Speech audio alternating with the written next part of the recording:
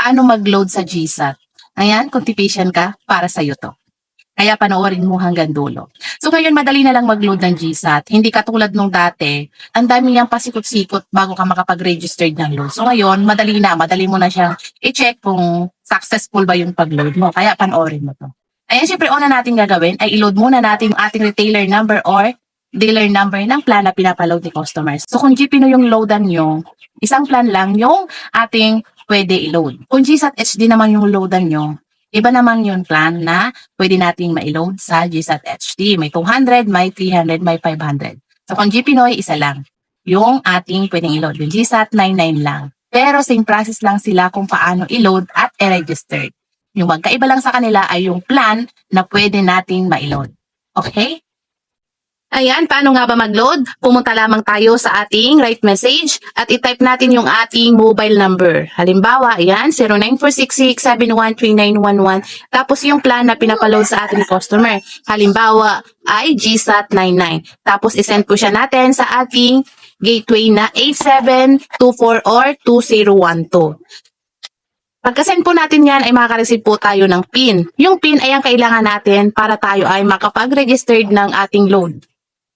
Pag meron na kayong PIN, pumunta naman kayo sa inyong browser. Kung anong browser ang meron kayo dyan. At i-type nyo dyan ang GSAT Web Loading. Tapos pindutin nyo yan ang GSAT. GSAT. Yan. Tapos yan ang lalabas.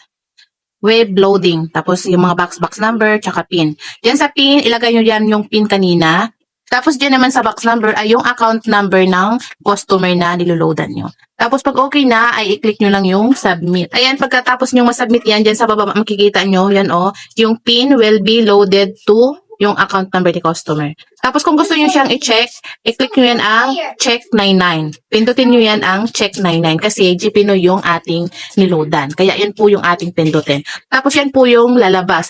Check 99 subscription. Tapos yung number dyan sa taas, ilagay nyo lang dyan sa box. Tapos, ilagay nyo yung GSAT box ni customer. Tapos, i-click nyo yung submit. Ayan, dyan nyo nakikita dyan sa baba serial number. Yan yung ang box number ni customer. Tapos, kung kailan nyo niload at yung kung kailan ang end ng niload nyo. Tapos, makikita nyo din dyan yung amount. Tsaka yung time kung kailan nyo niload. So, diba, ganyan lang kadali makita kung successful ba yung pag-load nyo ng GSAT. Ayan. Madali na i-check. So, ayan, ganyan lang po kadali mag-load ng GSAT at mag-registered. Sana ito'y nakatulong at maraming salamat sa panonood. Bye! Follow for more.